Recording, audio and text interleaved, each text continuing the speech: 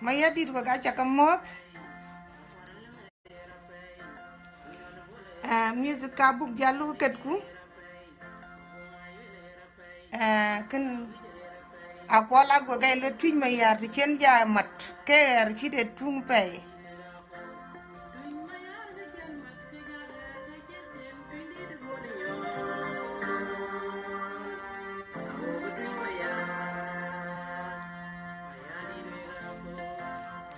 Achirana ting. Ayen makia wini chating. Jukuma waga kwala wak. Waga twin mayadit abuk jaluk pungku.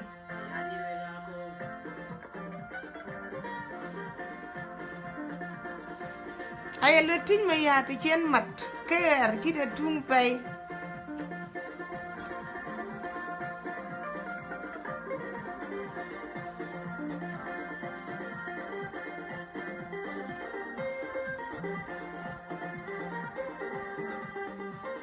Thank you, Bol.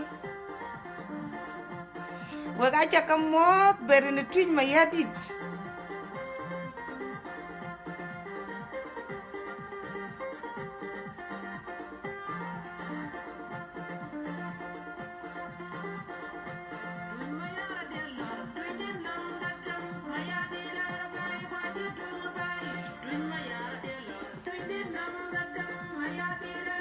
Zema waga pinga wagage. Chiwun chiwa man makiyaw chena kontedi. Tuje num ditam.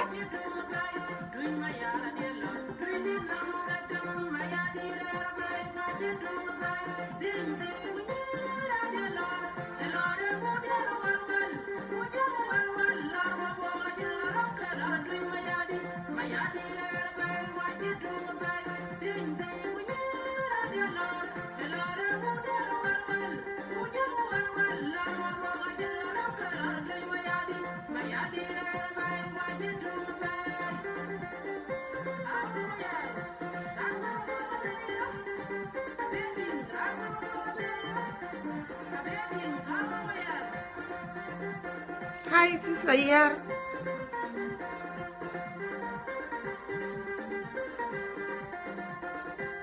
Thank you, Nyana Call Marial, Nyandungap. Apung cheer.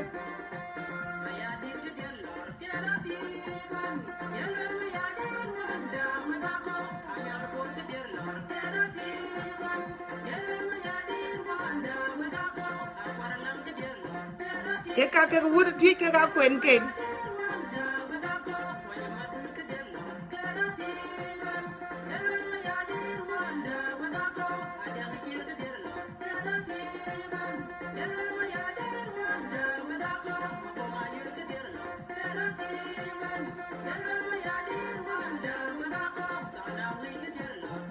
Keka bun ke wood tweet bun kartam.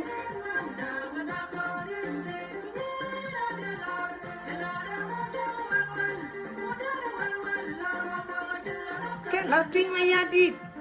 Lera pay kashitung pay. Tijibun. Tijibun. Mayadit wunda wagako.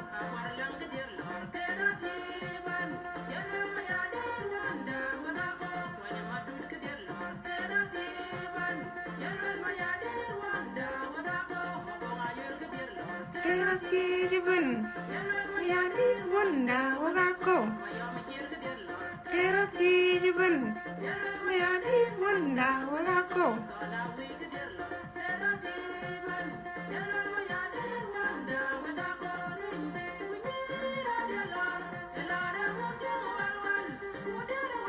Darma boga celano ke lo twin mayadit.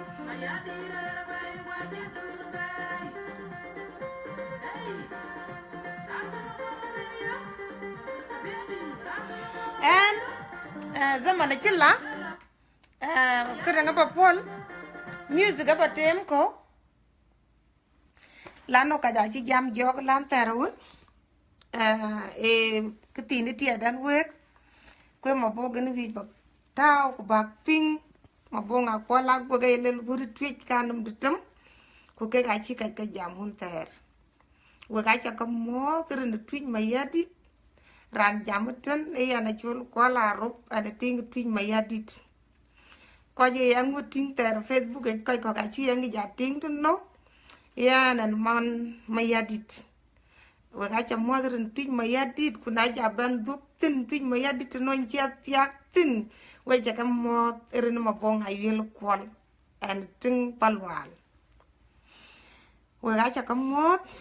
e ti gane chin ka ngi ke Bible ti ga kwany pin to wan ti ga en khartum bu be na baranan nyam eran ting twin mayadit kitin ngi rana ba twitch i chieng twitch abiran abu ngim to ko rana bo hom wa ja loy na da mar kwandi tin ka biran ja tiech e chieng mayadit e chieng hindi I think ware ro khartum o wodi da rawun kach panda wo go ngak lekin wo ware paneda majungu ken ku anan kirirtin na ya jirir pan monjang katek chieng tuje bangich bat chieng tuj din tinen ngej wan khartum aban jalatin eni yen ko yan yar yapyo ku bo ko jila chuwer we bu chieng nandi di tuj mayadi yo ku diar ko e ko ka chieng di wan ne tuj mayadi eni yelwe tija ro pai kan ache wunto wun nam de tam ken diar ken tene ke chieng tin ku tene ke be ken chieng tin equal I think angoni chiran ache yogurun chiran kan nok kay ting tuj mayadit quranan nyam biya ting tuj mayadit brana man mit mayadit ateg tuj mayadit ate pin to ben na chong banaran che bun pandu nam diet ke mondu ko che wun diet mondu tin ke wun nam de tem ku yok ting tuj mayadit ka chi barto ka chi ol mende e tuj ne deng nam kana chol ateg e muk chop e ken tuj mayadit en yen mbuget ketin aka nga ba jalwel wan to khartum anang kai di tuj kay ku ko ping ku ka madwa ku ka nge jan ko diar kana bek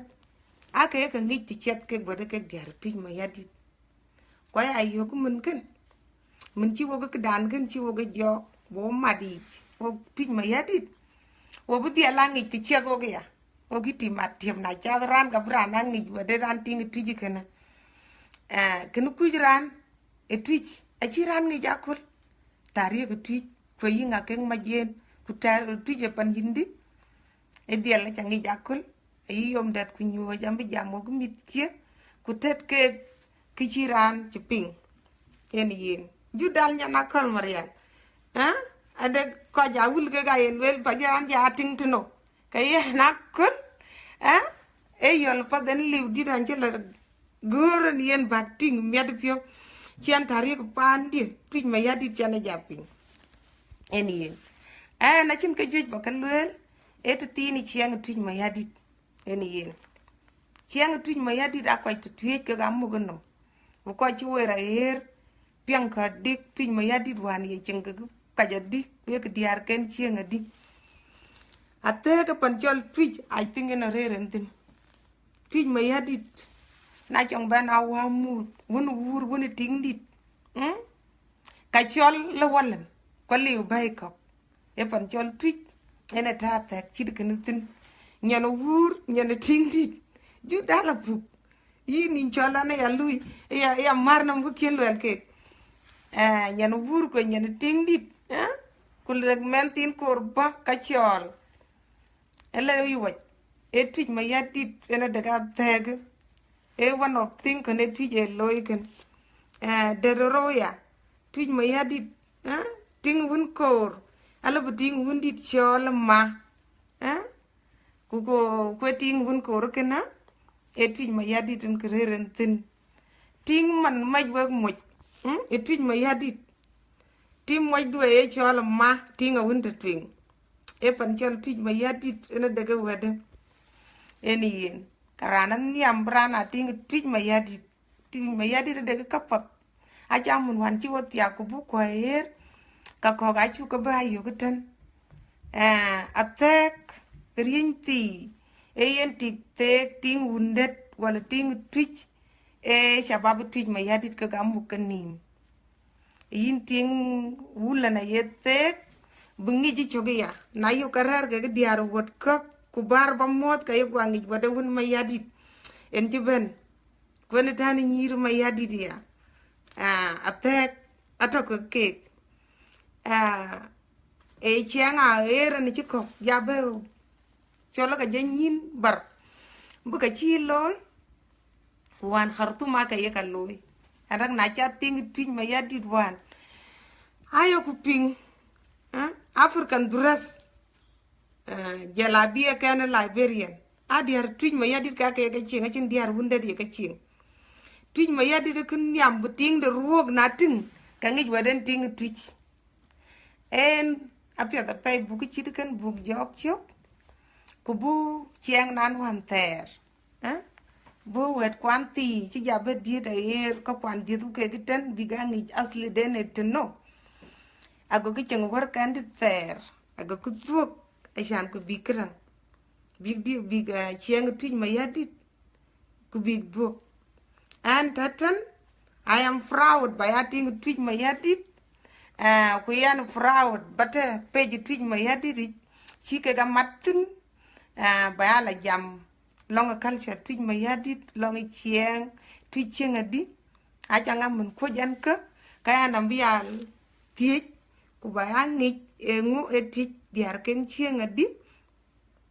ku engu ne loy twitch ku bayal loy nien ku bayatet ku birandet ku bu ben ngich etwitch ek diar ken chiang adi twitch attack de hindi twitch epan hindi epan piolik ko epan tiegi apiat ko buka chirko buka lu protect buka galu practice buka galwe bimit kwa bike gapi eni yen an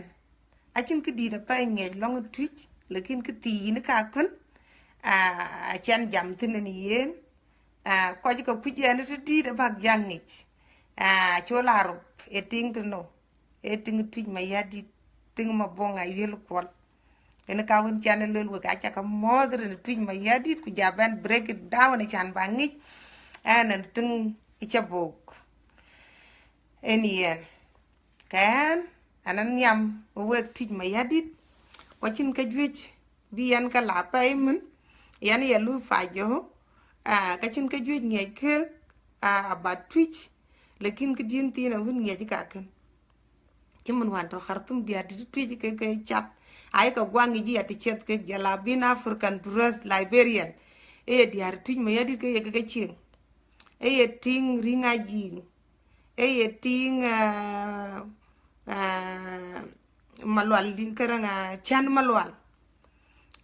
ting ring bol kur something like that dia di twitch ka di ako ka chet ke ka gwangi rur ke na ke ko dit nge marufi ngi ke kwa ka ko gwangi wada ke diar twitch ka cha den yen ko tene twitch tene ke diar ken chieng tin kayan ku wi balong wo ko chi wera yer te pinnum yo ku lu ton e pej dan twitch mayadi di ken ku buk cheng nan twitch buk pyoj na yaran chi gal ka chi ngi ka pyoj e twitch e ku chieng ne ne ko loidi ku twitch te gi gadrishinu ku twitch pyole gadrishinu eni yen ene message dia ko lewe wi ku buk du cheng nan wan ter mo ni twitch mayadi wan tu lele nen kala tie a che chwer twitch mayadi de ken ben ka chit pe buting de nyuoj ku legen man mit ke yana la tie ku tie ka ngi amun tio ken twitch ko chiri jaban yo pin mene chweren dit kayen jo ku mol ken bran ting de ata fusura e cheng terwan ken twitch mayadi na de ko loy ka twitch ting de nyuoj ku medwadi ke ga yen ku bi jala loy ke yeto ene ken ngi ku wan ken yo ku ping ken ye twitch mayadi de ken ngi loy pay di de kwa ko pet ku bu ga ne cheng chirigen bu ka ja cha ka tan ni nyal ka je twitch mun wan ter e wor kwan di de ke ga loy we ga ba jalla history tin to gar ene bana ja tiok to ko ken mun di twitch mayadi na tek history ken ku la te dalla ka vi twitch ko ka vi ngich ata changa lan charan chana gagren ka bak ping ka vi ko ka vi ngich ye ne mo ndi twitch ken nen wat en ye na ye ne wa ala ba chol ke wa ka yen wa mo ndi twitch ken